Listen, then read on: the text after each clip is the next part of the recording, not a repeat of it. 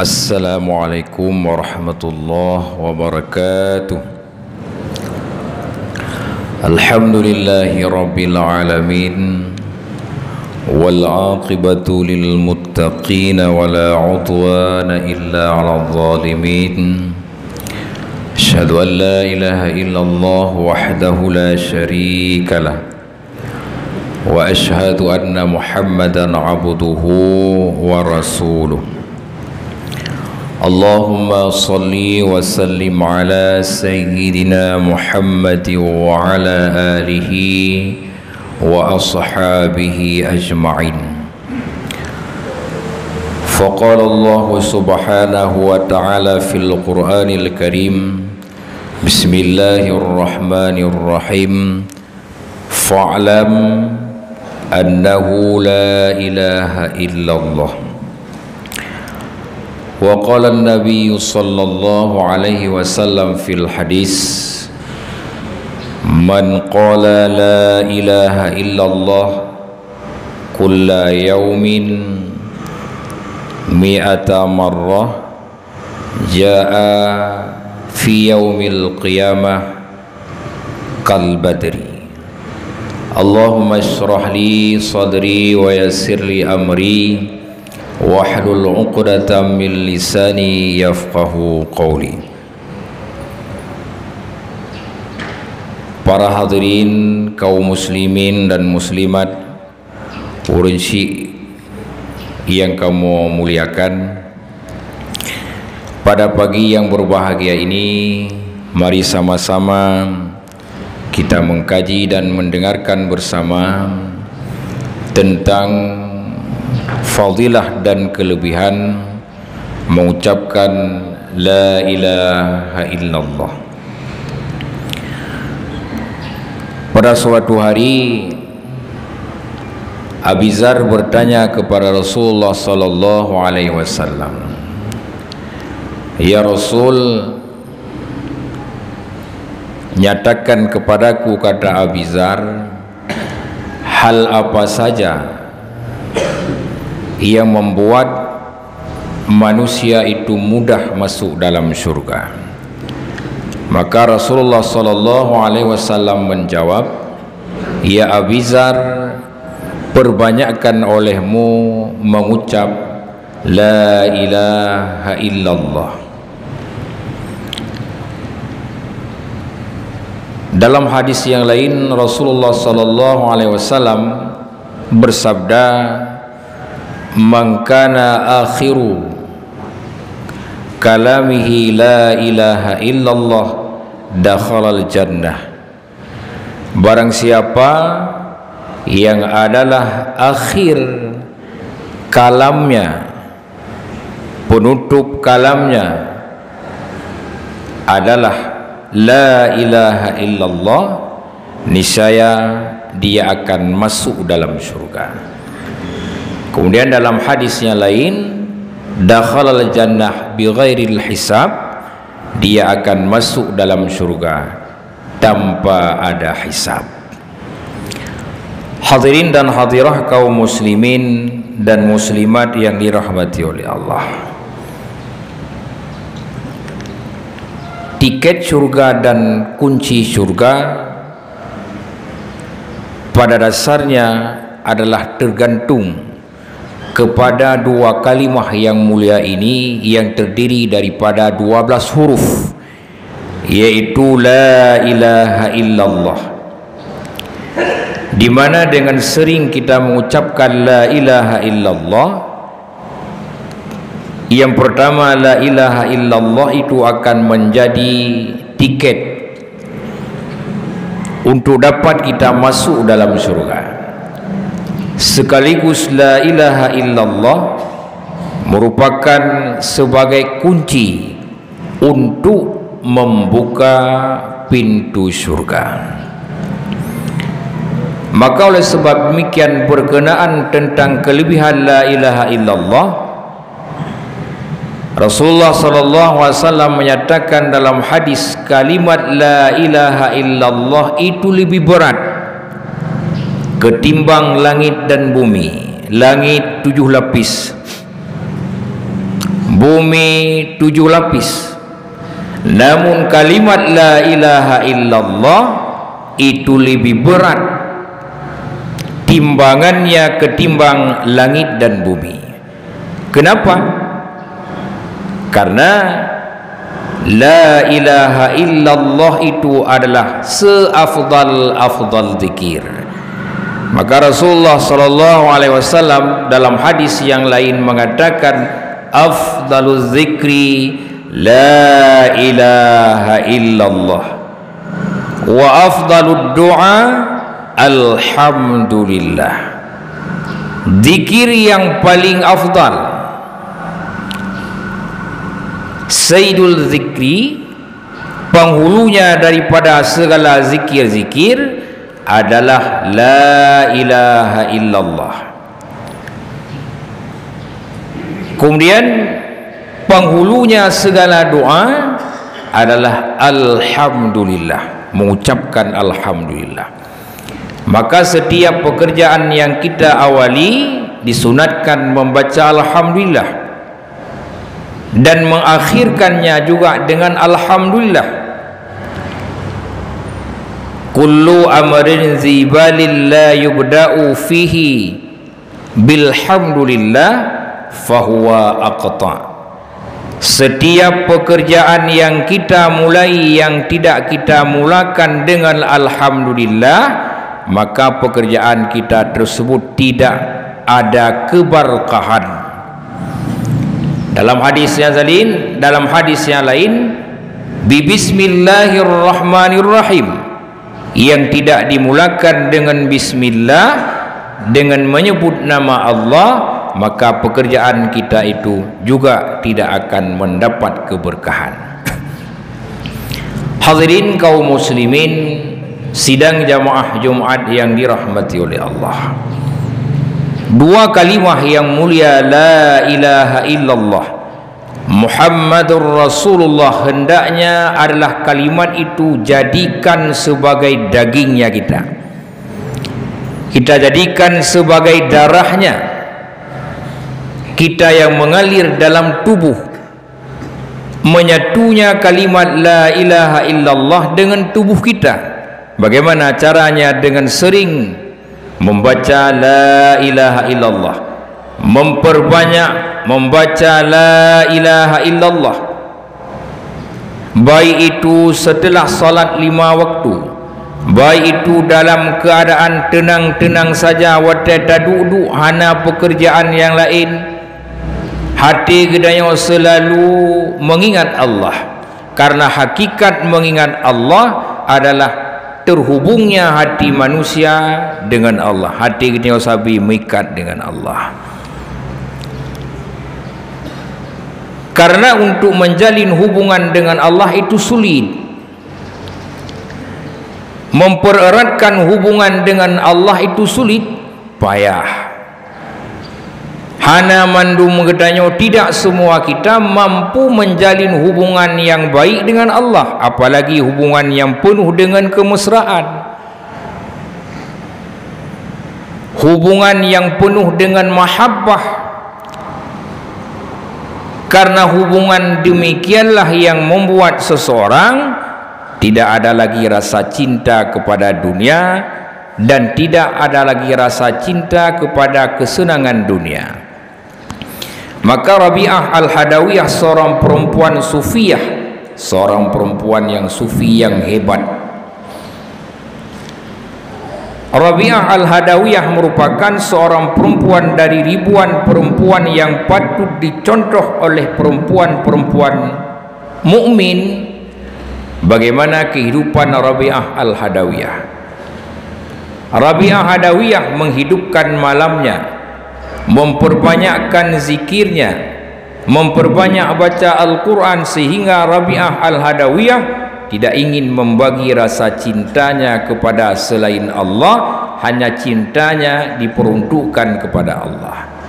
Diceritakan dalam kisah-kisah kehidupan orang sufi, di mana jauh sebelumnya Hasan Basri, sebelum beliau menjadi waliullah, Hasan Basri itu adalah seorang pemuda yang suka kepada percintaan kepada setiap wanita.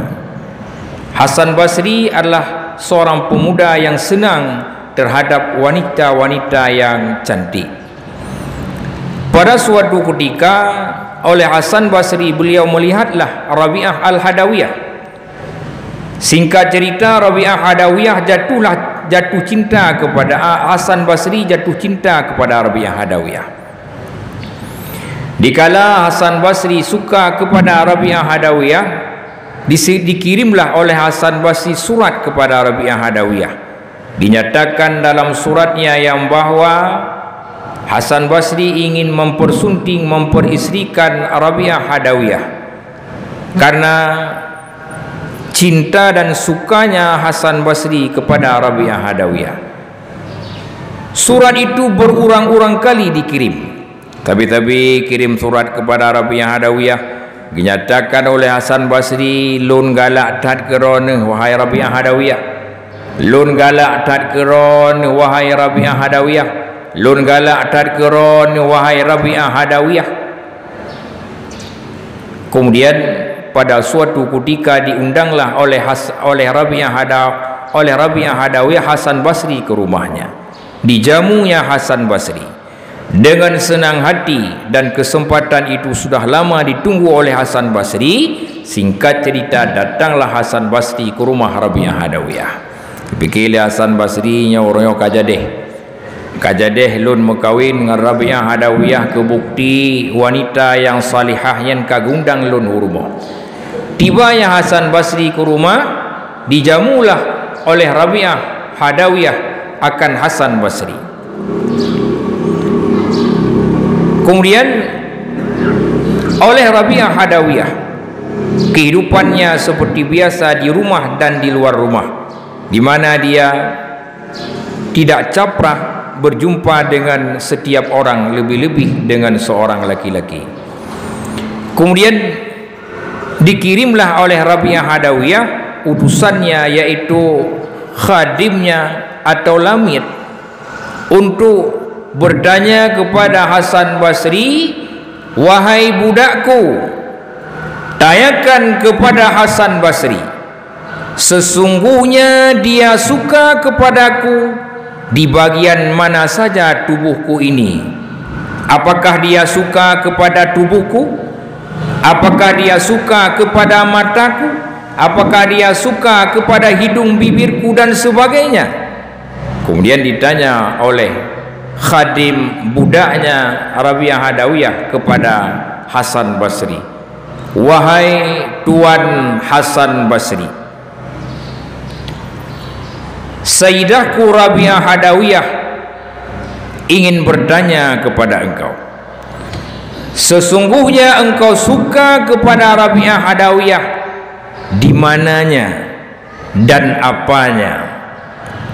Dijawab li Hasan Basri, wahai budak Rabi'ah Hadawiyah, lun galak kepada Rabi'ah Hadawiyah pada matanya. Galak Hasan Basri kepada Rabi'ah Hadawiyah karena matanya. Kemudian budak Rabi'ah Hadawiyah melaporkan perihal, wahai Rabi'ah Hadawiyah, Hasan Basri galak kerana bak mataron menyomenan kaget. Budaklah Rabi'ah Hadawiyah, dia pergi ke dapur mengambil sebilas pisau. Tiba-tiba dia mencungkil dua matanya yang indah. Dicungkil mata, hana urineng yang tijak cungkil mata karena galak uragam. Namun Rabi'ah Hadawiyah karena tidak ingin membagi rasa cintanya kepada selain Allah, rela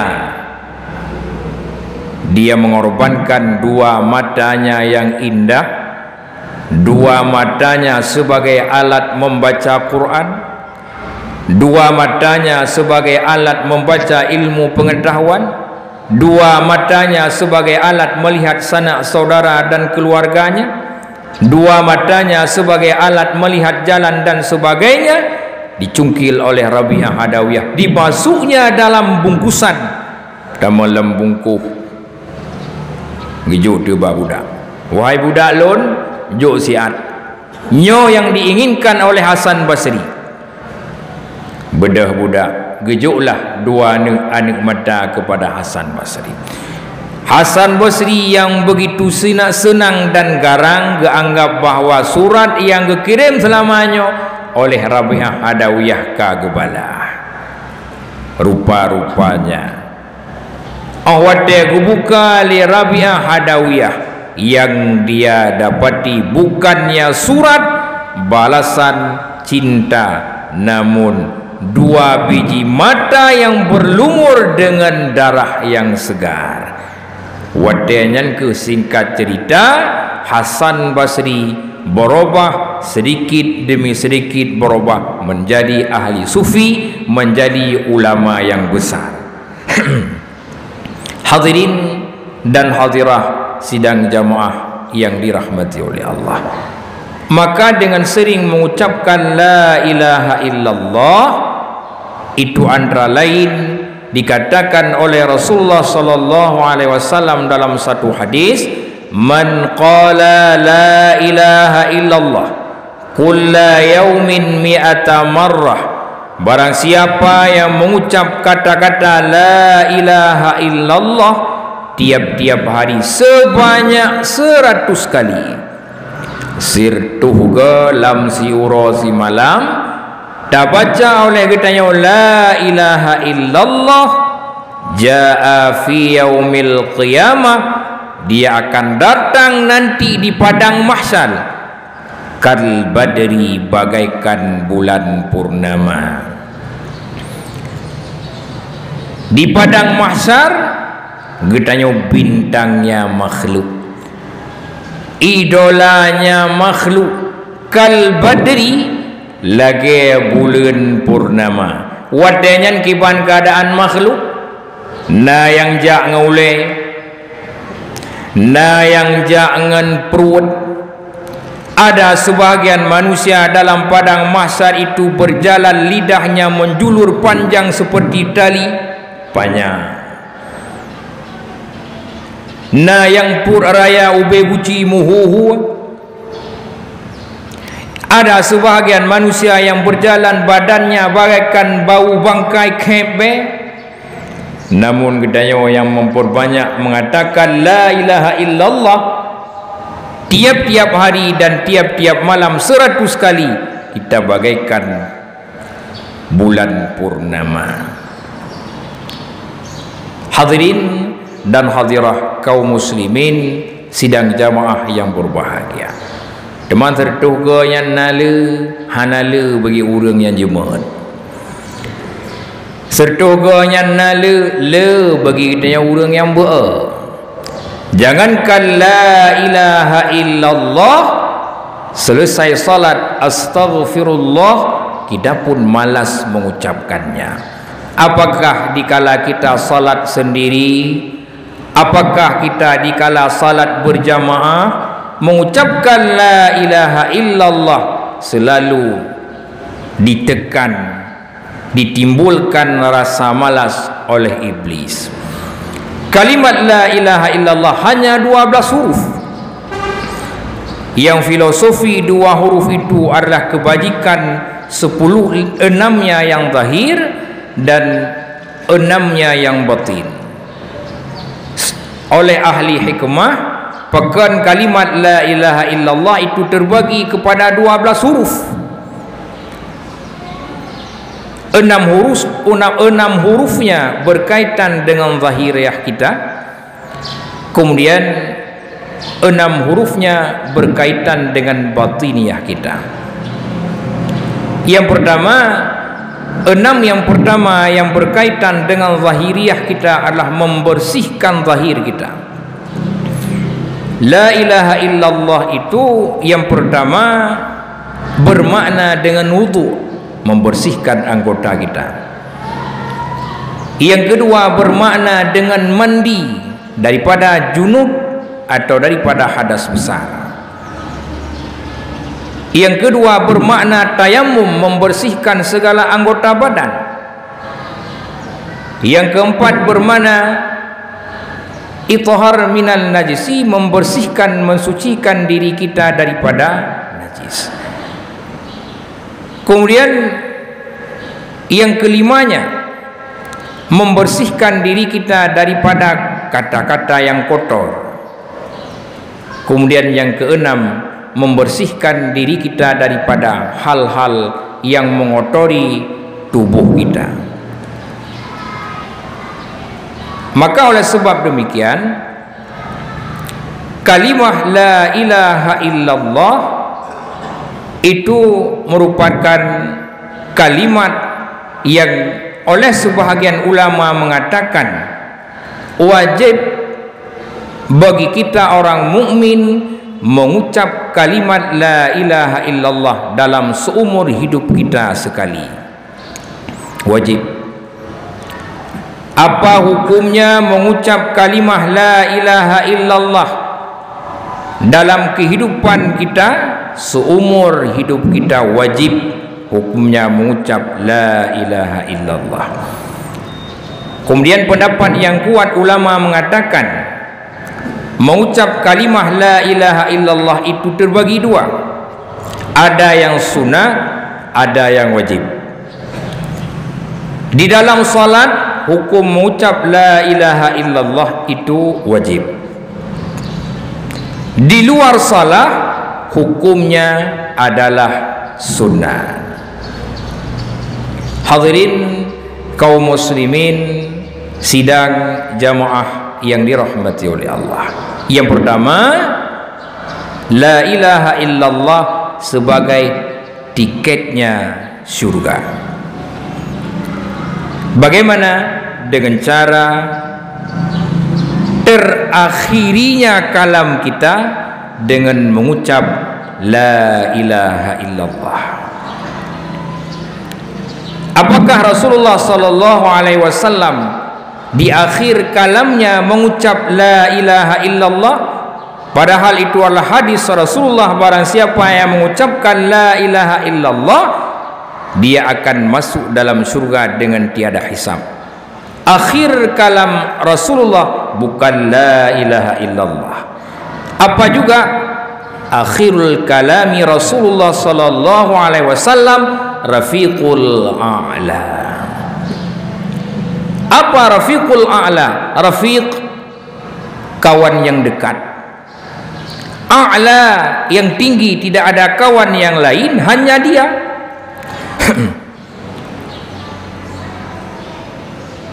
Di akhir kalam Allah, Rasulullah rafiqul a'la.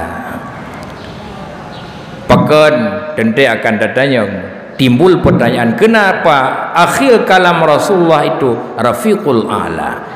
Karena yang teringat,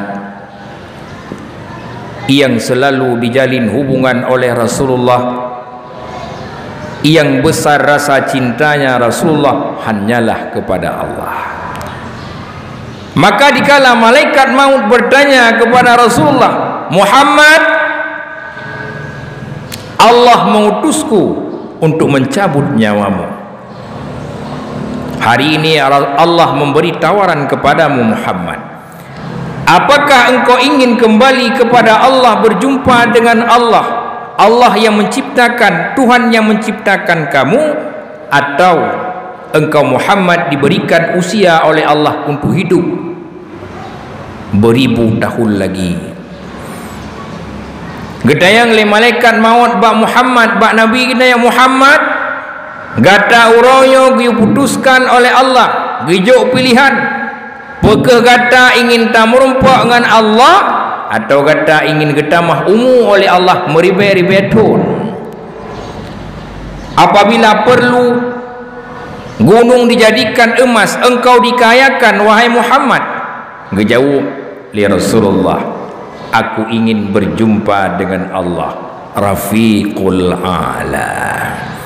Maka di akhir kalam Rasulullah rafiqul a'la, rafiqul a'la, rafiqul a'la, ibarat anak miat yang gadah ikde.